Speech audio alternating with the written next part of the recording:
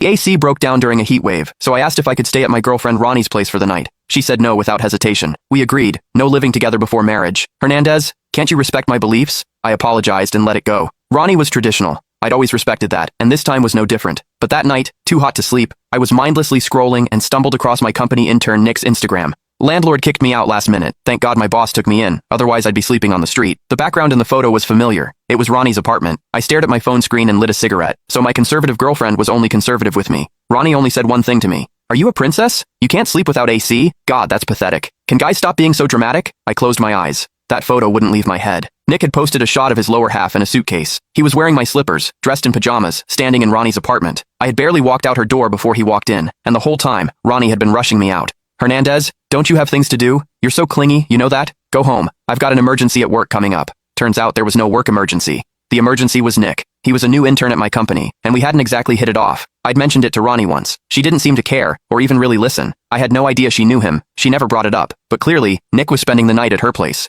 Nick posted again on Instagram, met the most kind-hearted woman when I needed it most.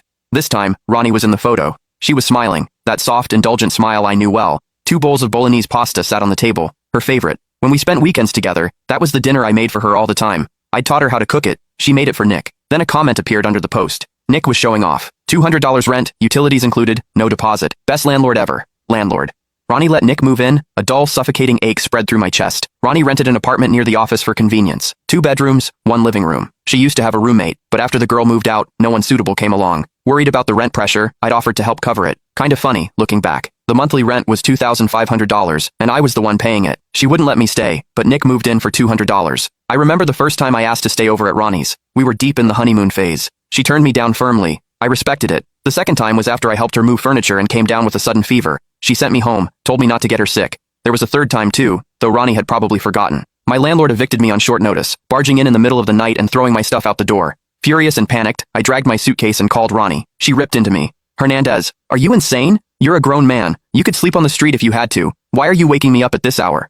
4 years. I never once got through her door. Nick walked right in. I had to admit, her old-fashioned boundaries only applied to me. My phone buzzed. Ronnie sent a message. Good night. By the way, found a new roommate. Moving in tomorrow. Kind of last minute. Hernandez, it'll be a little awkward for you to come by after this. I stared at that last line and almost laughed, but the tears came first, dropping onto the screen. I wiped my eyes and didn't reply. Nick posted a third time on Instagram. One photo was of him and Ronnie clinking glasses. In the other, their cheeks were practically touching, celebrating the new place. Ronnie, thanks for everything. Looking forward to what's ahead. Night. A man and a woman, alone together. I'd once found a craft beer I thought Ronnie would like and brought her a bottle. She accused me of trying to get her drunk and said she never touched alcohol. Now she was drinking with Nick. In that moment, whatever feeling I'd been holding on to finally let go.